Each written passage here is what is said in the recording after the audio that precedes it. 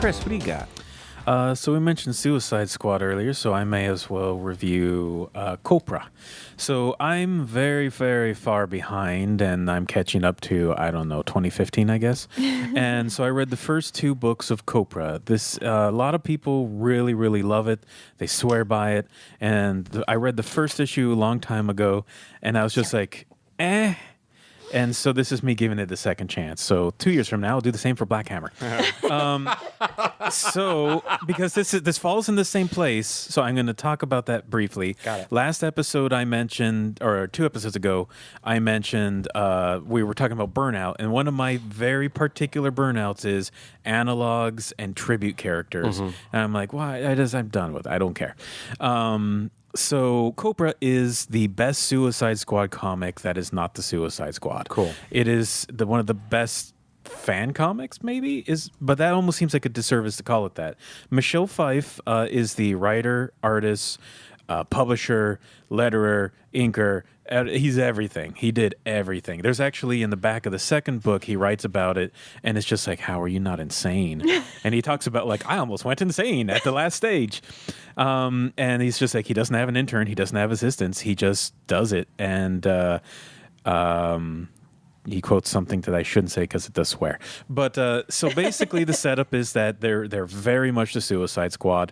They're sent on a mission, and somebody betrayed them, and half the members died, and they're all framed for it. And so they're on the run, and their version of Amanda Waller is on the run with them. And that's basically the push of the story. It also guest stars Shade the Changing Man and Doctor Strange and the Punisher. Like they're obviously those people, and there's like no mistaking this is Doctor Strange and the Punisher. And even the one that made me mad at first is that there's a character named Lloyd. And, like, he's Floyd Lawton. He has the mustache. He has the exact same costume as Deadshot. Why are you not being sued right now? But because it's essentially a parody. They have Count Vertigo, but he's not Count Vertigo. And so there's a part of me that's angry at that because I'm tired of that stuff. But he does such a good job with it. And he runs it through the Grant Morrison Doom Patrol machine, because all the villains are these utterly bizarre creatures, and there's like alternate reality weirdness going on, and his paneling is completely inventive and amazing as weird things happen. And so he's got a little bit of Steve Ditko in there and a little bit of Jack Kirby. The Ditko stuff gets kind of amazing because the character who's Shade the Changing Man narrates an issue, and he's talking about moral objectivity and how there's he's either completely good or bad, and I'm a hypocrite now because I did this one thing.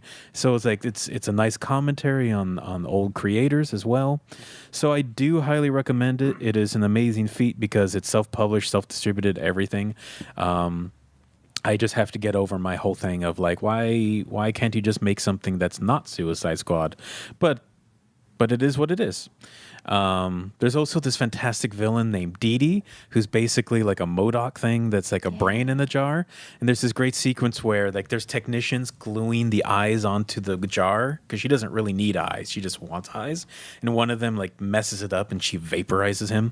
So it's just really bizarre, good, weird indie superhero. No, this is called Round 2. Is this the second volume? Second volume. Okay. Yeah. Did you read the first volume? Yep.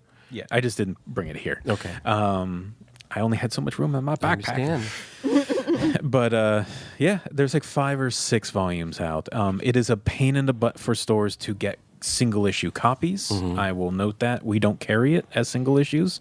I think he still sells them direct though through his website. You yes? can order them directly from him, but we can order trade paperbacks. Most of the time they're available.